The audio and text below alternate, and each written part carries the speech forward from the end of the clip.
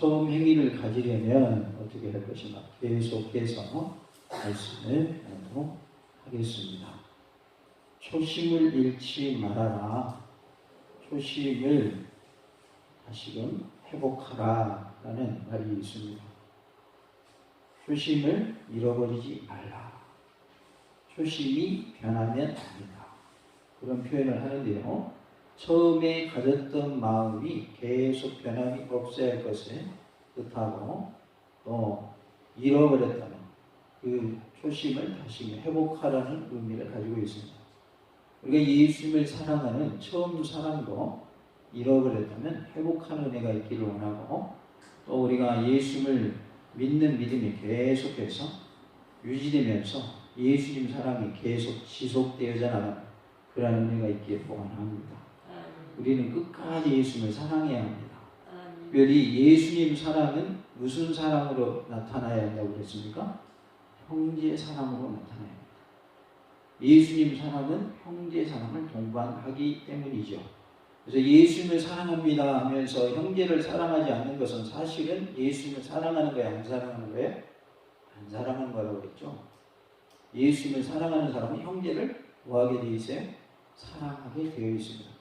그래서 여기서 처음 행위라고 하는 것은 처음 사랑을 말하는 것으로서 우리가 처음 행위를 가지려면 어떻게 해야 할 것인가? 어디서 떨어졌는지를 생각하고 회개해야 한다라고 말씀하고 있습니다. 5절에 그러므로 어디서 떨어졌는지를 생각하고 회개하여 처음 행위를 가지라. 만일 그리하지 아니하고 회개하지 아니하면 내가 내게 가서 내 촛대를 그 자리에서 옮기리라 라고 말씀하십니다. 어디서 떨어졌는지를 생각하고 회개해야 한다라고 말씀을 하고 있어요. 우리가 처음 행위를 가지려면 뭐 해야 한다는 거예요? 회개해야 한다는 것입니다. 우리 모두가 회개하여 처음 행위, 곧 처음 사랑을 회복하는 은혜가 있기를 원합니다. 다 같이 해봅니다. 회개하여 처음 사랑을 회복합시다. 여기서의 처음 사랑은 예수님을 향한 처음 사랑을 말하고 그것은 또한 형제에 대한 처음 사랑을 말하고 있습니다. 예수님에 대한 사랑과 형제의 사랑은 서로 일정한 관계가 있으며 뗄래야 뗄 수 없다. 그래서 예수님을 사랑하는 사람, 형제를 뭐 할 수밖에 없다고요? 사랑할 수밖에 없다라고 했죠. 그래서 우리의 삶 가운데 처음 행위, 곧 처음 사랑을 회복하려면 회개하여 회복되어진 은혜가 있어야 할 줄로 믿습니다. 우리가 어디서 떨어졌는가를 생각해보고 우리 처음 행위가 다시금 회복되어지게 회개함을 통하여 회복되는 역사가 크게 일어나기를 간절히 원합니다. 오른손에 7벼를 붙잡고 7 금촛대 사이를 거니시는 이가 이르시되 라고 1절에 말씀을 합니다. 오른손에 7벼를 붙잡았다고 하는 것은 그리스도 예수님께서 교회를 보호하시고 통치하시며 지배하신다라는 의미를 가지고 있습니다. 7 금촛대 사이를 거니신이라고 했는데 이것 또한 그리스도 예수님께서 교회들을 사랑하고 능력 가운데 교회에 임재하고 계심을 말하고 있어요.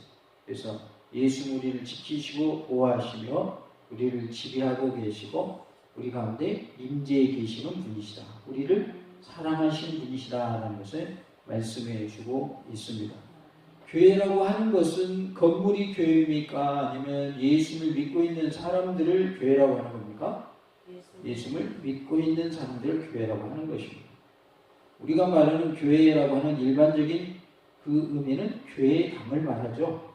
그러나 여기서 말하는 교회는 예수님을 믿고 있는 성도들을 향하여 교회라 이렇게 칭하고 있는 것입니다. 계시록 1장 20절에 내가 본 것은 내 오른손에 7별의 비밀과 또 7 금촛대로 7별은 7 교회의 사자요 7 촛대는 7 교회니라 라고 말씀을 합니다. 그래서 7별은 7 교회의 사자를 말하고 7 금촛대는 7 교회를 말하고 있는 것이죠. 에베소 교회는 칭찬도 주어졌고 책망도 주어진 것을 알 수가 있습니다. 소아시아 7개의 대부분의 교회들은 칭찬과 함께 책망이 주어져, 어떤 교회는 칭찬만 받은 교회도 있고 어떤 교회는 책망만 받은 교회도 있습니다. 근데 대부분의 교회들은 칭찬과 책망을 동시에 받은 것을 볼 수 있는데, 에베소 교회 또한 칭찬도 받았지만 뭐도 받았어요? 책망도 받았습니다. 에베소 교회를 향한 칭찬 2절, 3절, 6절에 나오는데요. 행위와 수고와 인내가 있었다라는 칭찬을 받습니다. 2절에 내가 내 행위와 수고와 내 인내를 알고 그랬어요. 행위가 있었고 인내가 있었고 수고가 있었다는 거예요. 그래서 행위와 수고와 인내가 있었다라는 칭찬을 받습니다. 2절에 악한 자들 용납하지 아니했다라고 말씀을 합니다. 또 악한 자들을 용납하지 아니한 것과 라고 말씀을 합니다. 여기서 악한 자들은 거짓 교사, 거짓 선지자들을 말하고 있어요.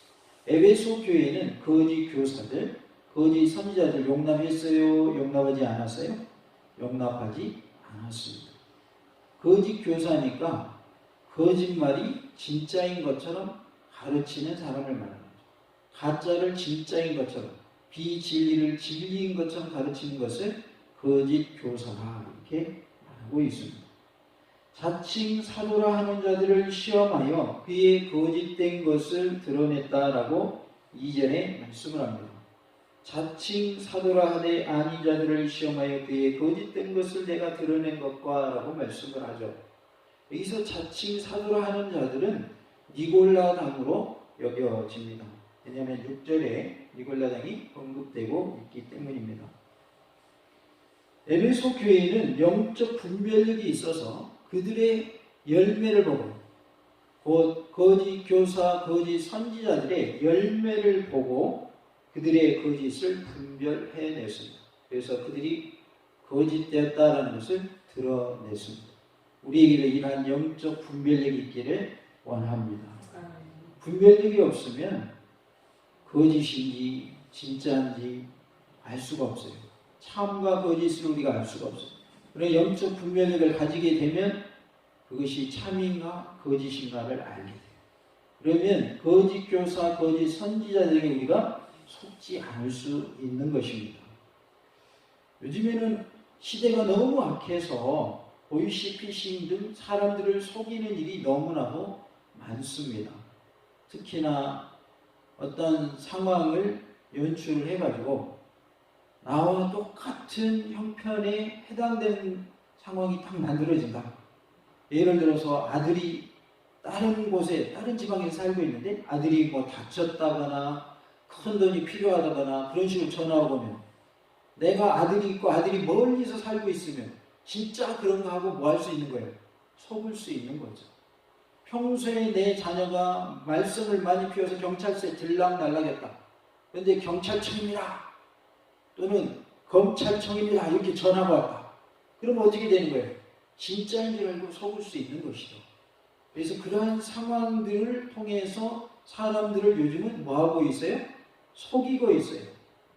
속여서 뭐합니까? 사람들에게서 뭘 가져가요? 돈을 빼앗아갑니다. 그러한 일들이 얼마나 많은지 몰라요. 그런데 영적인 부분에 있어서 거짓 교사와 거짓 선지자들이 나타나가지고 예수님을 잘 믿고 있는 사람들을 자기들에게 끌고 가서 예수님을 제대로 못 믿게 만들어 버립니다. 그래서 기존의 교회는 가짜로 자기들만 진짜인 것처럼 거짓을 말함으로써 진짜인 교회를 못 다니게 만듭니다. 그리하여 어디 못 가게 만드는 거예요? 천국 못 가게 만드는 거예요. 마귀의 최종 목적은 그겁니다. 예수님 믿는 사람을 지옥 가게 하는 것입니다. 그게 마귀의 목적이에요. 안 믿는 사람들은 안 믿으니까 지옥 가잖아요. 그러니까 건드리지 않아요. 왜? 스스로 불 속으로 들어가는 나방과 같기 때문에 건드리지 않습니다. 안 건드려도 스스로 어디로 걸어가고 있어요? 지옥불로 걸어가고 있잖아요. 그러니까 마귀가 안 건드려요. 그럼 누굴 건드린다고요? 예수님 믿는 사람을 건드리는 거예요. 왜냐하면 예수님 믿는 사람 그냥 놔두면 어디 가게 생겼어요? 천국 가게 생겼잖아요. 그러니까 거짓을 말해서 거짓이 진짜인 것처럼 둔갑시켜가지고 사람들을 지옥으로 끌고 가는 것이죠. 그래서 마귀가 자기 스스로가 지옥불에 던져질 것을 알까요, 모를까요? 마지막 심판의 때 자기가 지옥불로 던져질 거 알아요. 그러니까 자기만 지옥불에 던져지는 것을 원치 않는 거예요. 자기가 멸망할 거 뻔히 알아요. 그러니까 자기가 지금 활동할 수 있는 기간 동안에 최선을 다해서 믿는 사람들을 미혹시키는 거예요. 지옥으로 끌고 가려고 하는 거예요. 지금은 마귀가 활동하는 시대다 이렇게 볼 수 있거든요. 잠시 하나님이 활동할 수 있도록 허용한 시기에 그러니까 예수 믿는 사람들 어찌하든지 넘어뜨리려 하고 미혹시켜서 그것이 진짜인 것처럼 속여가지고 지옥으로 끌고 가려고 하는 그러한 시대 속에 우리가 살고 있습니다. 그래서 우리는 영적 뭘 가져야 된다고요? 분별력을 가져야 됩니다. 분별력을 가지면 누가 뭐라 해도 거짓에 속아야 안 속아요? 속지 않게 되는 것입니다. 혹시라도 전화가 와가지고 이게 뭔 상황인가 진짜인가라고 생각되면 잠시 전화를 끊고 아들 이야기라면 아들에게 직접 전화해보고 확인해 봐야 됩니다. 바로 그냥 은행 창구에 가면 안 됩니다. 그대로 확인 안 하고 가면 거의 속습니다. 그러나 알았어요 하고 얼른 전화 끊고 아들한테 직접 전화를 해봐야 되는 거예요. 아들아 이런 일이 있다고 전화가 왔는데 맞냐? 그럼 뭐라고 그럴 거예요?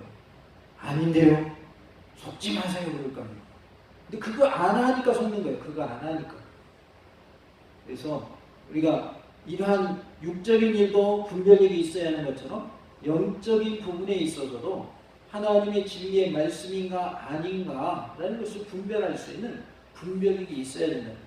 그런데 이 에베소 교회에는 영적 분별력이 있어서 자칭 사도라 하는 자들이 진짜인가 가짜인가를 뭐로 분별해냈냐면 그들의 열매를 보고 분별해냈다고 그랬어요. 열매가 뭘까요? 그들의 삶을 말하는 거예요. 삶이 말씀대로 살지 않는 거예요. 삶이 좋은 열매가 맺히지 않는 거예요. 그러면 이건 뭐가 아니다? 진짜가 아니라는 것을 우리는 알아야 돼요. 가짜다라는 것을 알아야 돼요. 많은 이단들의 모습을 보면 열매가 좋지가 않아요. 열매가 안 좋습니다. 하나님의 일은 결과만 좋으면 됩니까? 과정도 또 시작하기 전에 그 동기도 다 선해야 합니까? 뭐가 어떻게 돼야 그게 진짜예요? 시작할 때의 동기, 과정, 결과 전부 다 선해야 그것이 진짜 옳은 것입니다. 그런데 잘못된 그 열매가 좋은 것처럼 보여도 시작하는 동기가 악하고 과정은 수단과 방법을 가리지 않고 악한 모든 것을 동원했다면 그 열매는 좋은 열매가 될 수 있어요, 없어요? 좋은 열매가 될 수 없는 거예요. 겉으로는 그럴듯하게 보일 수가 있어요. 그런 표현이 있죠. 빛 좋은 게살구라는 표현. 보기에만 좋은 거예요. 그런데 속에 들어가 보면 좋은 것이 하나도 없는 것이죠. 그래서 우리는 영적 분별력을 갖춰서 누가 나를 속이려 할지라도 누가 우리 교회를 헤아려 할지라도 거기에 넘어지지 않기를 원합니다. 그리할 때 우리는 믿음을 지킬 수 있고 교회를 지킬 수 있고 이 나라를 지킬 수가 있고 우리의 가정을 지킬 수가 있는 것입니다. 이렇게 에베소 교회는 자칭 사도라 하는 자들을 걸러내는 그러한 일을 했습니다. 참고 예수님의 이름을 위하여 견뎠다라고 3절에 말씀을 합니다. 또 내가 참고 내 이름을 위하여 견디고 라고 말씀을 해요. 이 에베소 지역에는 황제 숭배 사상이 있었어요. 그래서 황제를 숭배할 것을 강요를 하고 그것을 지키지 않는 자들을 핍박을 했어요. 그로 인해 예수님 믿는 자들은 많이 힘들었습니다. 심한 박해 속에서 그들은 지내야 했고 내적으로는 그리스도 예수님의 성육신을 부인하는 이단들의 내적 공격이 있었어요. 그래서 안팎으로 힘들었습니다. 밖으로는 황제 숭배하라고 그러죠. 안에서는 이단들이 예수님이 그리스도이시다, 예수님이 성육신 하셨다라고 하는 것을 부인하는 그러한 이단들이 있었다는 것이죠. 그럼에도 불구하고 그들은 어떻게 했습니까? 참았다. 예수님의 이름을 위하여 견뎠다라고 말씀합니다. 게으르지 아니했다라고 3절에 계속해서 말씀을 합니다. 게으르지 아니한 것을 아노라. 그러니까 하나님의 자녀로서 어떻게 했다는 거예요? 부지런했다. 예수님 믿는 사람은 육적으로도 뭐 해야 될까요? 부지런해야 됩니다. 우리는 농사를 짓는 지역에 살고 있으니까 농사일을 하려면 부지런해야 되는 겁니다. 또 하나는 예수님 믿는 사람으로서 부지런해야 됩니다. 왜냐하면 신앙생활도 해야 되고 집안일도 해야 되기 때문에 그렇습니다. 교회에 와서 믿음생활 한다고 집안일 안 하면 누가 와서 해줍니까? 안 해줍니까? 안 해줍니다. 집안일은 여전히 그대로 있는 거예요. 그러니까 그것을 다 잘하려면 집안일도 잘하고 교회일도 잘하고 신앙생활 잘하려면 어떻게 해야 잘할 수 있죠? 부지런해야 잘할 수 있습니다. 남들과 똑같이 해서도 따라가기 힘들고 반대로 부지런하지 아니고 게으르다면 이것도 안 되고 저것도 안 되고 그러면 세상 사람들에게 조롱거리가 되는 거죠. 저 사람은 집안일도 안 하네. 신앙생활 하는 거 보니까 신앙생활도 엉망이네. 안 믿는 분들이 본인들은 교회 안 다니지만 예수를 믿고 있는 사람들의 신앙의 정도를 어느 정도는 알까요? 모를까요? 저 사람은 정말 믿음 있는 사람이다. 아니면 저 사람은 대충 믿는 사람이다. 안 믿는 사람들이 보면서 알까요? 모를까요? 어떻게 생각하세요? 안 믿는 분들은 믿는 사람들에 대해서 전혀 모를 것 같습니까? 아니면 저분은 그래도 나는 예수 안 믿지만 저분은 정말 예수님 잘 믿는 것 같다. 그거 알까요? 모를까요? 알아요. 모를 것 같죠? 다 안다고요. 그래서 예수님 믿으려면 저 사람처럼 믿어라 라는 말이 나와야 안 나와요? 누구 입에서? 안 믿는 사람들 입에서 나온다니까요. 믿으려면 저 사람처럼 믿어야 돼. 저 장로님처럼 믿어야 되고 저 권사님처럼 믿어야 돼. 저 몽탄 중학교 한번 가봐. 그분처럼 예수 믿어야 돼. 믿으려면 근데 저 사람은 말이야 아닌 것 같아. 누가 안다고요? 안 믿는 사람들도 압니다. 왜? 그들은 우리를 지켜보고 있거든. 본인은 안 믿으면서 예수 믿고 있는 우리를 보고 있어요. 눈이 우리를 보고 있어요. 그래서 정말 저 사람 예수 믿는 사람답게 잘 믿는구나. 그런 말을 자기들끼리 한다는 말이에요. 저 사람은 말이야 신앙 별로야. 자기들끼리 얘기해요. 누구도 그렇게 평가한다고요? 안 믿는 주변 사람들, 이웃들도 그렇게 평가를 한다고. 그럼 하나님이 우리를 보실 때는 어떨까요? 더 잘 아시죠? 내가 예수님 정말로 잘 믿고 있는지 대충 아무렇게나 믿고 있는지 하나님은 더 잘 아시는 거예요. 사실은 누구 앞에 우리는 심판을 받게 돼 있어요? 하나님 앞에 심판받게 돼 있어요. 사람들의 눈을 무서워하지 마시고요. 하나님의 눈을 무서워하시기 바랍니다. 사람들이 일목만 생각하지 마시고 하나님이 나를 어떻게 보실까? 하나님이 나를 어떻게 평가하실까? 이것을 먼저 생각하시기 바랍니다. 사람들이 나를 몰라줘도 하나님이 보실 때 내가 부끄럼 없는 모습이라면 그것으로 만족하시기 바랍니다. 주님이 기억하시면 그거로 족하면 되는 거예요. 그거로 족하다고 말이에요. 나의 수고와 헌신, 봉사, 충성, 나의 사랑, 나의 믿음 모든 것을 주님이 기억하시면 되는 거예요. 나의 겸손의 모습, 섬기는 모습, 봉사의 모습 주님이 기억하시면 그거로 족한 거예요. 사람들이 몰라도 괜찮은 거예요. 왜요? 사람의 평가가 더 중요해요? 하나님의 평가가 더 중요해요? 하나님의 평가가 더 중요해요. 사람들이 혹 나를 오해하고 나에 대해서 잘못 알고 있을지라도 하나님하고 나하고 관계에 있어서 부끄러울 것이 없다면 하나님이 나를 칭찬하시는 모습이라면 당당할 수 있는 거예요. 사람들이 오해할지라도 사람들이 나를 나쁜 사람으로 인식하고 있을지라도 내가 하나님과의 관계에 있어서 떳떳하다면 그건 괜찮은 겁니다. 오히려 그게 더 좋은 겁니다. 왜요? 하늘에서 상급이 더 커요. 예수님을 믿는다는 이유 때문에 핍박을 받는다고 했잖아요. 핍박을 왜 받아요? 예수 믿는다는 이유 때문에. 그것이 오히려 하늘의 상급이 크다라고 그랬어요. 내가 잘못한 것이 없단 말이에요. 단지 한 가지, 예수 믿고 있다는 한 가지 때문에 사람들이 나를 오해하고 있고 나를 나쁘게 평가하고 있다면 그것이 하늘의 상급이 큰 거예요. 그래서 사람들에게 인정받는 것도 참 중요하고 인정받아야 되겠지만 더 중요한 것은 누구에게 인정받아야 하느냐? 하나님께 인정받으시기 바랍니다. 하나님께 인정받읍시다. 하나님께 인정받으시기 바랍니다. 그러면 하나님이 다 책임져 주십니다. 사람들이 나를 잘못 오해하고 나를 나쁜 사람 취급할지라도 하나님이 나중에 다 해결되게 하십니다. 다 정리시켜 주십니다. 아, 그것이 이런 거였구나. 우리가 오해했구나 하고 오해가 다 풀리게 해주셔요. 그러니까 굳이 내가 뭐 변명할 필요도 없습니다. 억울해할 필요도 없습니다. 오히려 억울한 일 당하면 하나님께는 영광입니다. 하늘에선 상급이 큽니다. 왜? 주님을 믿는다는 이유 때문에 핍박당하는 것이죠. 6절에 보면 니골라당의 행위를 미워했다라고 말씀을 합니다. 오직 내게 이것이 있으니 내가 니골라당의 행위를 미워하는도다. 나도 이것을 미워하노라 라고 말씀을 하고 있어요.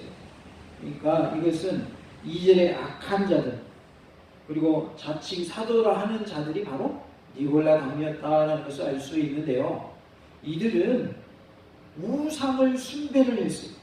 그리고 뭐를 했냐면 음행을 저질렀습니다. 발람의 교훈을 따르는 자들이었어요. 우상 숭배와 음행을 하는 자들. 그들을 니골라당이라고 말합니다. 교회 안에 이런 자들이 있다 보니까 에베소 교회는 그들을 다 용납할 수 없어서 그들을 다 내쫓는 그런 모습이었던 것이죠. 에베소 교회를 향한 책망이 4절에 나옵니다. 지금까지는 뭐였어요? 칭찬이었어요. 그런데 책망이 나옵니다. 처음 사랑을 버렸다라고 말씀을 하고 있어요. 그러나 너를 책망할 것이 있나니 너의 처음 사랑을 버렸느니라 라고 말씀을 합니다. 여기서 처음 사랑은 형제 사랑을 말하고 있어요. 또한 이것은 예수님을 향한 사랑을 말합니다. 왜냐하면 예수님을 향한 사랑은 형제 사랑을 동반한다고 그랬죠. 그러니까 예수님 사랑하는 사람은 누구를 사랑할 수밖에 없다고요? 형제를 사랑할 수밖에 없어요. 그런데 이 처음 사랑, 형제 사랑을 버렸고 예수님을 향한 사랑을 버렸다는 거예요. 그러니까 형제를 사랑하지 않는 것은 누구 사랑하는 것을 버린 거예요? 예수님 사랑하는 것을 버린 것과 똑같은 거예요. 마치 어려운 이웃을 도와주는 것이 예수님께 함과 똑같은 거죠. 반대로 어려운 이웃에게 하지 않은 것이 예수님에게 하지 않은 것과 똑같은 것처럼 형제를 사랑하는 것은 곧 예수님을 사랑하는 것에 해당되는 것입니다. 너의 처음 사랑을 버렸느니라 라고 할 때 이 버렸다는 표현은 뭐냐면 처음 사랑과 완전히 단절되었다 그런 의미를 갖고 있어요. 그러니까 이제는 더 이상 처음 사랑이 없는 거예요. 그 모습이 하나도 없는 거예요. 너의 처음 사랑 버렸다라고 할 때 버렸다는 게 그런 뜻이에요. 완전히 단절된 상태. 에베소 교회에는 자신들의 교회에 있던 거짓 사도들을 분별하느라고 형제들을 의심하고 엄격하게 구별함으로써 형제에 대한 사랑이 식어져 버렸습니다.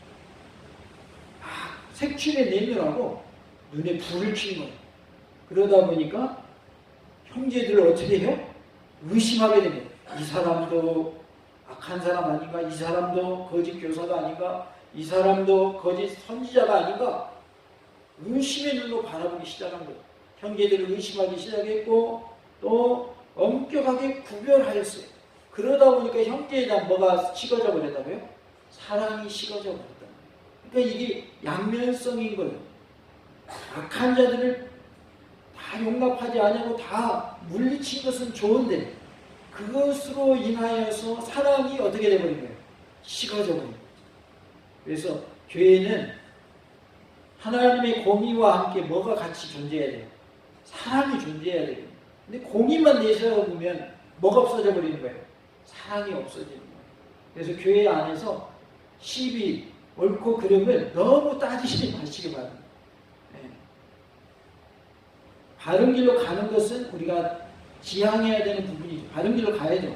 그런데 조금 큰 잘못이 아닌 작은 잘못들에 대해서는 하나님께 맡기고 하나님께 기도하고 그러면서 사랑으로 품어줄 수 있는 허다한 죄를 덮는 그러한 사랑의 모습이 되어야 할 줄로 믿습니다. 사랑은 뭐라고 그랬죠? 허다한 죄를 덮느니라 그랬어요.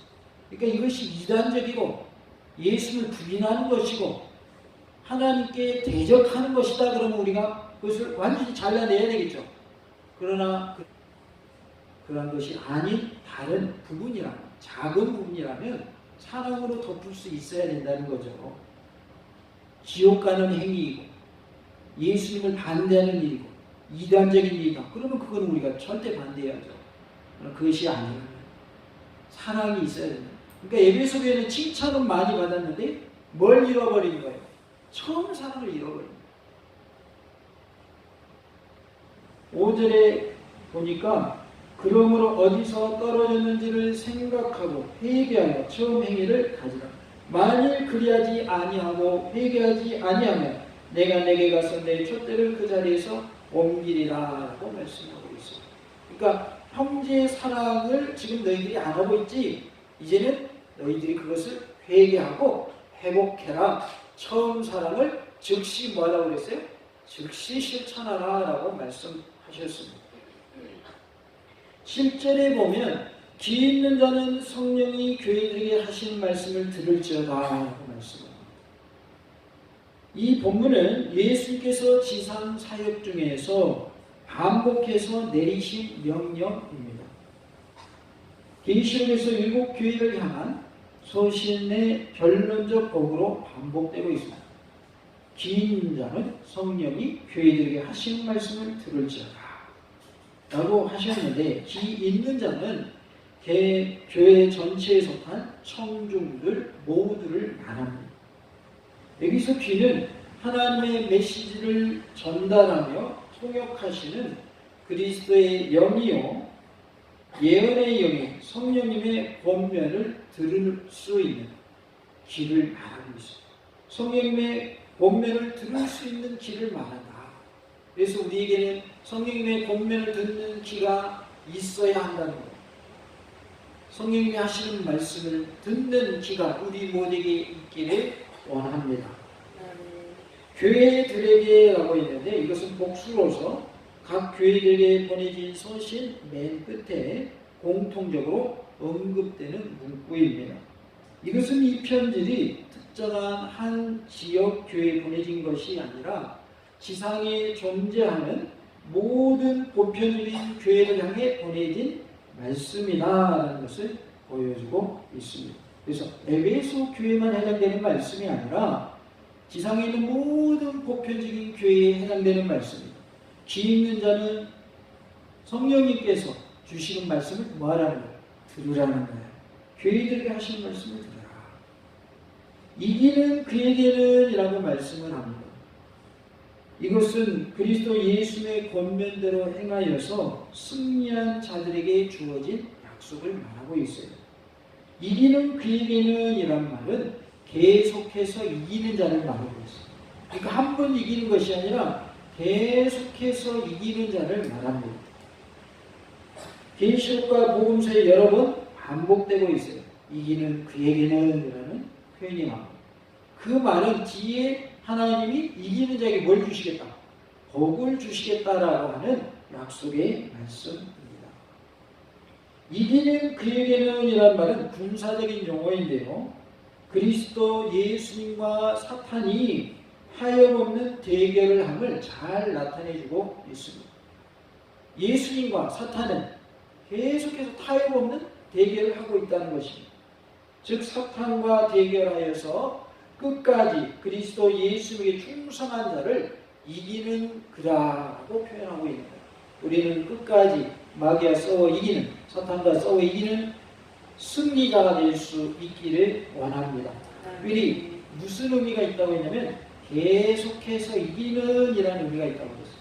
그러니까 우리는 한 번만 이기면 안 돼요. 계속 이겨야 돼요. 언제까지요? 천국 갈 때까지. 하나님 나라 갈 때까지 원수마다 계속 싸우고 이겨야 하는 줄로 믿습니다. 7절에 내가 하나님의 낙원에 있는 생명나무의 열매를 주어 먹게 하리라 라고 말씀을 합니다.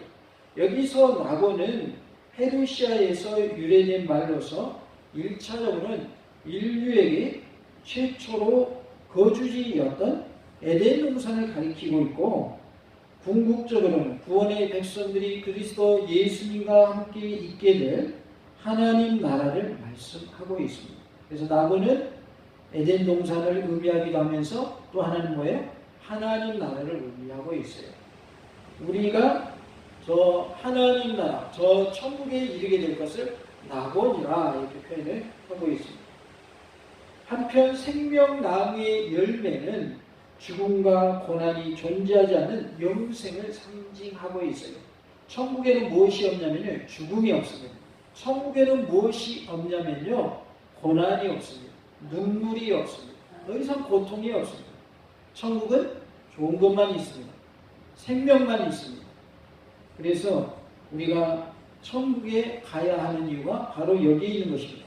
천국에 가면 영생이 있는 거예요. 영원한 생명이 우리에게 주어집니다. 그리스도 예수님의 권면대로 회개하여서 처음 행위를 회복하는 에베소 교인들은 첫 창조 때 에덴 동산이라 했고, 종말론적으로 그리스도와 함께할 예루살렘, 즉 하나님 나라에 참여하게 되며 아담과 하와의 범죄로 접근조차 할 수 없었던 생명나무, 즉 영생을 영원히 누리게 될 것을 말씀하고 있습니다. 회개함을 통하여서 우리가 저 천국에서 영생의 복을 누리는 놀라운 은혜가 있기를 원합니다. 회개하여 처음 사랑을 회복하고 영생의 복을 저 천국에서 누립시다. 우리가 회개함을 통해서 처음 사랑을 회복할 수 있다라고 했어요. 그 처음 사랑은 형제의 사랑을 말합니다. 형제를 사랑하는 것은 곧 무엇과 연결돼요? 예수님을 사랑하는 것, 하나님을 사랑하는 것과 연결됩니다. 그래서 우리는 예수님을 사랑하는 자라면, 하나님을 사랑하는 자라면 누굴 사랑해야 합니까? 형제를 사랑해야 합니다. 형제라는 표현은 이웃이라는 표현을 우리가 바꾸어 표현할 수가 있습니다. 이웃을 사랑해야 합니다. 내 이웃은 누구입니까? 내 가족도 내 이웃입니다. 내 주변에 살고 있는 이웃들도 내 이웃입니다. 내 자녀들도 내 이웃입니다. 우리는 이웃 사랑을 실천하며 살 수 있기를 원합니다. 우리가 처음 사랑, 영혼을 사랑하는 그 사랑이 식어졌다면 다시금 회복한 은혜가 있기를 원하고, 회개하여서 처음 사랑을 가지고 주변의 영혼들을 살려내는 일에도 크게 쓰임받는 은혜가 있기를 원합니다. 에베소 교회처럼 처음 행위 곧 처음 사랑을 잃어버렸다면 회개하여서 처음 행위 곧 처음 사랑을 회복하는 은혜가 우리 모두에게 있기를 원합니다. 같이 봅시다. 회개하여 처음 사랑을 회복합시다. 우리 모두가 처음 사랑을 회복하여 하나님의 은혜 가운데 영생의 복을 저 천국에서 누리는 놀라운 은혜가 있기를 간절히 원합니다. 할렐루야.